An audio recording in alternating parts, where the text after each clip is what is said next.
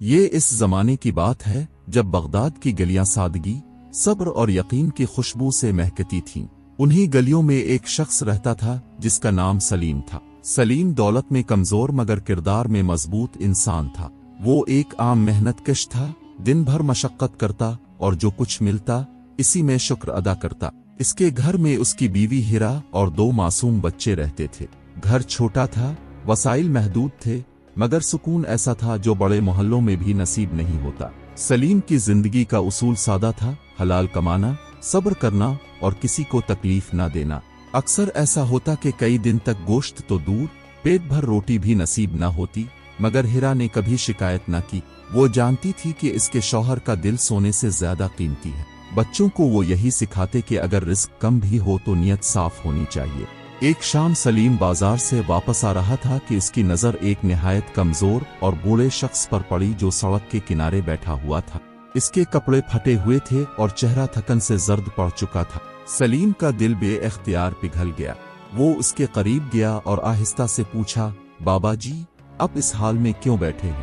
بوڑھے نے کانپتی آواز میں جواب دیا، بیٹا، میرا نام یونس ہے۔ میں اپنے بیٹے کی تلاش میں نکلا تھا، مگر راستے میں لٹیروں نے سب کچھ چھین لیا۔ 3 دن سے بھوکا ہوں اور اب چلنے کی بھی طاقت نہیں رہی۔ یہ سن کر سلیم کی آنکھوں میں آنسو آ گئے۔ اس نے جیب میں ہاتھ ڈالا، وہاں چند سکے تھے جو اس نے آج بچوں کے لیے کمائے تھے۔ لمحہ بھر کو دل میں ہچکچاہٹ آئی، مگر فوراً اس نے فیصلہ کر لیا۔ سلیم نے وہ اس کے یونس کے ہاتھ میں رکھتے ہوئے کہا، بابا جی، یہ لے لیجئے اور کچھ کھا لیجئے۔ بوڑھا چونک گیا، بولا، بیٹا، تمہارے بچے؟ سلیم مسکرا کر بولا، میرے بچوں کا رزق بھی اللہ کے ذمے ہے، ابھی آپ کی ضرورت زیادہ ہے۔ یونس کی آنکھوں سے آنسو بہہ نکلے۔ اس نے آسمان کی طرف دیکھ کر دعا دی، اے اللہ، اس بندے کو کبھی محتاج نہ کرنا۔ سلیم خاموشی سے وہاں سے چل پڑا۔ جب وہ گھر پہنچا تو ہیرا نے خالی ہاتھ دیکھ کر سب سمجھ لیا۔ اس نے کچھ نہ کہا، بس بچوں کو سینے سے لگا لیا۔ رات کو بچے بھوک سے روتے رہے اور ہیرا کی آنکھوں سے آنسو بہتے رہے، مگر سلیم سجدے میں پڑا رہا اور بار بار یہی کہتا رہا، اے اللہ، میں نے تیرے نام پر دیا ہے تو ہی ہمارے لیے راستہ نکال۔ اگلی صبح سلیم کام کی تلاش میں نکلا، مگر ہر جگہ سے انکار ملا۔ مایوس ہو کر واپس آتے ہوئے اس نے ایک امیر شخص کو دیکھا جس کی سواری راستے میں خراب ہو گئی تھی۔ لوگ گزر رہے تھے مگر کوئی رکنے کو تیار نہ تھا۔ سلیم نے آگے بڑھ کر بغیر کچھ کہے مدد شروع کر دی۔ سخت دھوپ تھی، بدن نڈھال تھا، مگر اس نے ہمت نہ ہاری اور کچھ دیر میں سواری درست ہو گئی۔ امیر شخص، جس کا نام فرید تھا، بہت متاثر ہوا۔ اس نے سلیم کو انعام دینا چاہا مگر سلیم نے انکار کر دیا، میں نے یہ کام کسی لالچ کے بغیر کیا ہے۔ فرید نے حیرت سے سلیم کا نام اور پتہ پوچھا اور دل ہی دل میں سوچا کہ ایسے لوگ اب بہت کم رہ گئے ہیں۔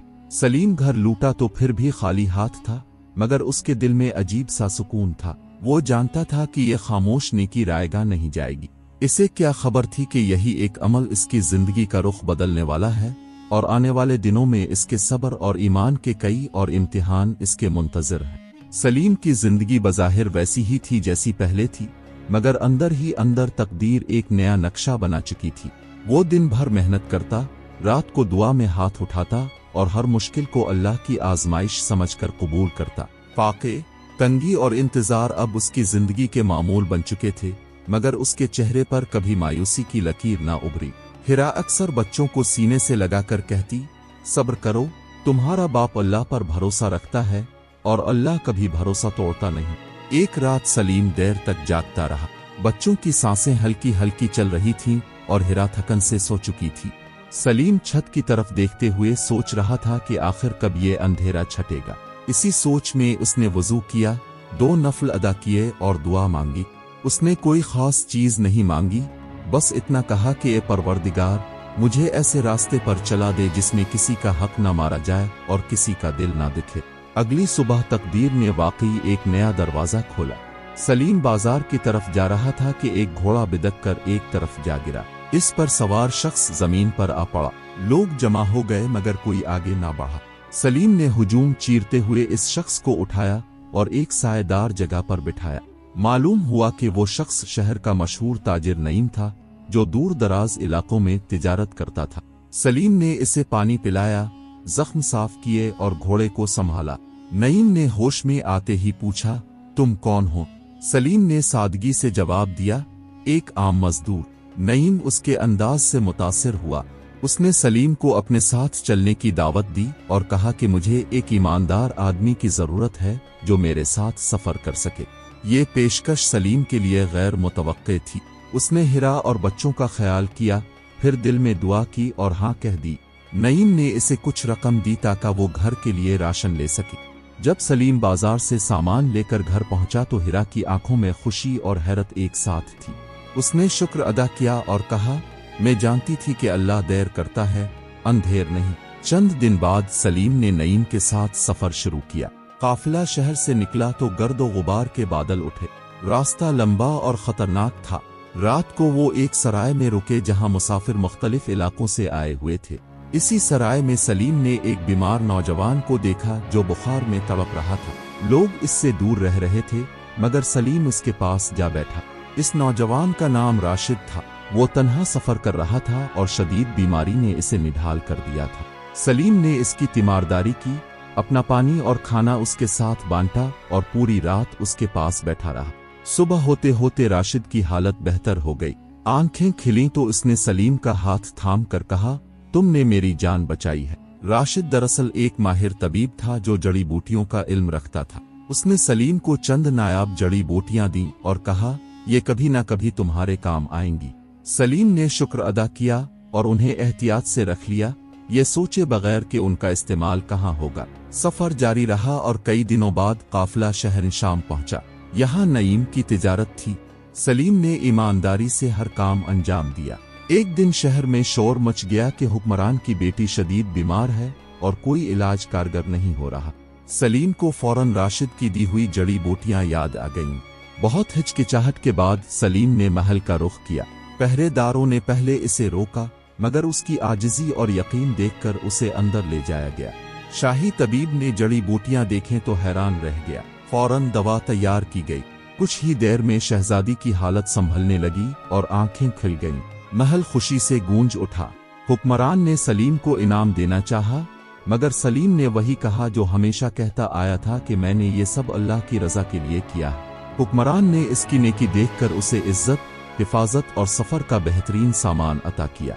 जब सलीम वापस रवाना हुआ तो उसके दिल में गुरूर नहीं बल्कि शुक्र था। वो जानता था कि ये सब उसकी नहीं, इस नियत की कामयाबी है जो उसने हर हाल में साफ रखी। मगर आजमाइशें अभी खत्म नहीं हुई थी। असल इम्तिहान अभी बाकी था, जहां नेकी को बदले में बदी मिलने वाली थी और सलीम को साबित करना था कि वो हालात के बदलने से नहीं, उसूलों के बदलने से हारता। वक्त गुजरता गया और सलीम अपनी जिंदगी के एक नए मरहले में दाखिल हो चुका था। वो अब नईम के साथ तिजारत में शामिल था मगर उसकी तबीयत में वही सादगी, वही आजिजी और वही खौफ खुदा बाकी था। दौलत आना शुरू हुई, हालात बदलने लगे मगर सलीम के दिल में ये बात रासिख हो चुकी थी कि असल कामयाबी माल में नहीं बल्कि किरदार में है। वो बाजार में आता तो नर्म लहजे में बात करता, तोल में कमी न करता और किसी गाहक से झूठ ना बोलता। यही वजह थी कि लोग इस पर भरोसा करने लगे। सलीम की बढ़ती हुई इज्जत सबको अच्छी नहीं लगती थी। बाजार में एक और ताजिर था जिसका नाम बिलाल था। बिलाल होशियार था मगर उसके दिल में हसद की आग जलती रहती थी। वो देखता कि लोग उसकी दुकान छोड़कर सलीम के पास आते। इसे ये बात खिलने लगी कि एक साबिक मजदूर कैसे इतनी इज्जत हासिल कर गया। बिलाल अक्सर सोचता कि जरूर ये शख्स दिखावा करता है, वरना कोई इतना साफ कैसे हो सकता है। एक दिन बिलाल ने फैसला किया कि वो सलीम को आजमा कर देखेगा। उसने पुराने कपड़े पहने, चेहरे पर मिट्टी मिल ली और फकीर का रूप धार कर सलीम की दुकान पर पहुंच गया। कांपती आवाज में उसने कहा, अल्लाह के नाम पर मदद कर दो, कई दिनों से फाका है। सलीम ने एक लम्हा भी जाया न किया। उसने गाहकों के सामने ही कुछ सके निकाले और बिलाल के हाथ में रख दिए।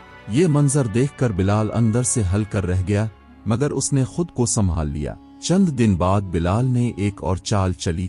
उसने अपने दोस्त साजिद को सलीम के पास भेजा।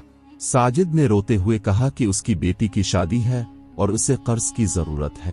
सलीम ने बगैर किसी तहरीर और जमानत के उसे रकम दे दी और दुआ दी कि अल्लाह आसानी फरमाए। महीने गुजर गए, साजिद ने रकम वापस न की मगर सलीम ने कभी तकाजा न किया। वो कहता था कि अगर देने के बाद दिल तंग हो जाए तो वो खैरात नहीं रहती। یہ سب دیکھ کر بلال کا حسد اور بڑھ گیا۔ اب اس نے سب سے خطرناک منصوبہ بنایا۔ وہ شہر کے قاضی کے پاس گیا اور جھوٹا الزام لگا دیا کہ سلیم نے اس کے ساتھ خیانت کی ہے اور اس کی رقم ہڑپ کر لی ہے۔ قاضی یوسف ایک عادل انسان تھا، اس نے فوراً سلیم کو طلب کیا۔ عدالت میں سلیم پورے سکون سے کھڑا تھا، اس کے چہرے پر نہ خوف تھا نہ گھبراہٹ۔ قاضی نے الزام سنا اور سلیم سے پوچھا کہ وہ کیا کہتا ہے۔ سلیم نے نرمی سے جواب دیا کہ وہ اس شخص کو نہیں جانتا، مگر اگر اس کا دل یہ کہتا ہے کہ اس نے اس کا حق مارا ہے تو وہ فیصلہ قبول کرنے کو تیار ہے۔ یہ جواب سن کر عدالت میں موجود لوگ حیران رہ گئے۔ بلال نے جعلی دستاویز پیش کی جس پر اس نے سلیم کے فرضی دستخط بنائے تھے۔ قاضی نے کاغذ دیکھا اور سلیم کی طرف متوجہ ہوا۔ سلیم نے کہا کہ یہ اس کے دستخط نہیں لگتے، مگر اس کے باوجود وہ جھگڑا نہیں چاہتا۔ اس کا یہ رویہ بلال کے دل پر ہتھوڑے کی طرح لگا۔ اسی لمحے نعیم عدالت میں داخل ہوا۔ اس نے قاضی کو بتایا کہ اس نے خود بلال کو سلیم کے خلاف سازش کرتے سنا تھا۔ قاضی نے بلال سے سختی سے پوچھا تو وہ ٹوٹ گیا۔ اس نے سب کے سامنے اعتراف کر لیا کہ حسد نے اسے اندھا کر دیا تھا۔ بلال سلیم کے قدموں میں گر پڑا اور معافی مانگنے لگا۔ عدالت خاموش تھی، سب کی نظریں سلیم پر تھیں کہ وہ کیا فیصلہ کرتا ہے۔ سلیم نے بلال کو اٹھایا، گلے لگایا اور کہا کہ میں نے تمہیں اللہ کے لیے معاف کیا۔ یہ سن کر بلال رو پڑا۔ اس نے وعدہ کیا کہ وہ آئندہ سیدھے راستے پر چلے گا۔ قاضی یوسف نے سلیم کی طرف دیکھ کر کہا کہ تم نے ثابت کر دیا کہ اصل طاقت معاف کرنے میں ہے۔ عدالت برخاست ہوئی، مگر سلیم کے لیے ایک نیا آغاز تھا۔ اب اس کی نیکی صرف لوگوں میں نہیں بلکہ شہر بھر میں مثال بن چکی تھی۔ مگر تقدیر نے ابھی آخری پردہ نہیں گرایا تھا۔ سلیم کو ابھی ایک ایسا راز جاننا تھا جو اس کی پوری زندگی کے واقعات کو ایک ہی دھاگے میں پرو دینے والا تھا۔ ایک ایسا انکشاف جو اسے بتانے والا تھا کہ یہ سب محض اتفاق نہیں تھا بلکہ ایک عظیم منصوبے کا حصہ تھا۔ کچھ دن عدالت کے واقعے کے بعد سلیم کی زندگی بظاہر معمول پر آ گئی، مگر اس کے دل میں ایک عجیب سی بے چینی رہنے لگی۔ اسے یوں محسوس ہوتا جیسے کوئی اسے خاموشی سے دیکھ رہا ہو، کوئی ایسا جو اس کے ہر قدم سے واقف ہو۔ ایک رات جب وہ عشاء کے بعد تنہا بیٹھا تھا، دروازے پر ہلکی سی دستک ہوئی۔ سلیم نے دروازہ کھولا تو سامنے ایک ضعیف مگر نورانی چہرے والا شخص کھڑا تھا۔ آنکھوں میں عجیب سی گہرائی تھی، جیسے وقت خود اس کی پلکوں میں ٹھہر گیا ہو۔ اس شخص نے اندر آ کر کہا، میں وہی ہوں جسے تم نے برسوں پہلے راستے میں بیمار حالت میں سہارا دیا تھا۔ سلیم چونک اٹھا، اسے سب یاد آ گیا، وہی زخمی مسافر، وہی رات، وہی پانی اور روٹی۔ ضعیف شخص نے مسکرا کر کہا، تم نے اس وقت جو نیکی کی تھی وہ صرف ایک انسان کی مدد نہیں تھی بلکہ ایک سلسلے کی ابتدا تھی۔ اس نے بتایا کہ وہ دراصل شہر کے حکمران کا قریبی رشتہ دار تھا جو سازش کے باعث قتل ہونے والا تھا، مگر سلیم کی مدد نے اس کی جان بچا لی۔ اسی واقعے نے آگے چل کر نعیم کی مدد، تجارت کی کامیابی اور عدالت میں سلیم کی نجات کی راہ ہموار کی۔ سلیم کی آنکھوں سے آنسو بہنے لگے۔ اس نے کہا، میں نے تو یہ سب اللہ کے لیے کیا تھا۔ ضعیف شخص نے جواب دیا، اور یہی راز ہے، جب نیکی خالص ہو تو اللہ خود اس کے اثرات کو پھیلا دیتا ہے۔ یہ کہہ کر وہ شخص اٹھا اور رخصت ہو گیا، مگر جاتے جاتے ایک بات چھوڑ گیا، اصل نیکی وہ ہوتی ہے جو مرنے کے بعد بھی زندہ رہے۔ ان الفاظ نے سلیم کی زندگی کا رخ بدل دیا۔ اس نے فیصلہ کیا کہ وہ اپنی کمائی کا بڑا حصہ یتیموں اور مسکینوں کے لیے وقف کرے گا۔ اس نے شہر کے کنارے ایک یتیم خانہ قائم کیا جہاں بچوں کو کھانا، تعلیم اور تربیت دی جانے لگی۔ سلیم خود ان بچوں کے ساتھ بیٹھ کر کھانا کھاتا، ان کو پڑھاتا اور اکثر کہتا کہ تم سب میرے بچے ہو۔ وقت گزرتا گیا، سلیم بوڑھا ہو گیا۔ ایک دن وہ یتیم خانے کے صحن میں بیٹھا بچوں کو کھیلتا دیکھ رہا تھا کہ اس کے چہرے پر عجیب سا سکون پھیل گیا۔ اس نے نعیم کو پاس بلایا اور کہا، اگر میں کل نہ رہوں تو اس جگہ کو کبھی بند نہ ہونے دینا، یہ میری اصل کمائی ہے۔ نعیم کی آنکھیں بھر آئیں۔ اسی رات سلیم خاموشی سے اس دنیا سے رخصت ہو گیا۔ نہ کوئی شور، نہ کوئی چیخ و پکار۔ فجر کے وقت خبر پھیلی تو پورا شہر یتیم خانے کے باہر جمع ہو گیا۔ لوگ رو رہے تھے، مگر ان کے چہروں پر شکر بھی تھا۔ قاضی یوسف نے کہا، کچھ لوگ مر کر ختم ہو جاتے ہیں اور کچھ مر کر بھی زندہ رہتے ہیں۔ سلیم دوسرے لوگوں میں سے تھا۔ سلیم کے بعد بھی یتیم خانہ چلتا رہا۔ برسوں بعد وہی بچے بڑے ہو کر استاد، تاجر اور خادم بنے۔ ہر جمعہ کو وہ ایک جملہ دہراتے تھے، یہ سب اس شخص کی نیکی کا نتیجہ ہے جس نے کبھی بدلے کی امید نہیں رکھی۔ کہانی یہی ختم ہوتی ہے، مگر پیغام نہیں، کیونکہ سچی نیکی وہ چراغ ہے جو ایک دل سے دوسرے دل تک روشنی بانٹتا رہتا ہے، حتیٰ کہ اندھیرے بھی اس کے سامنے ہار مان لیتے ہیں۔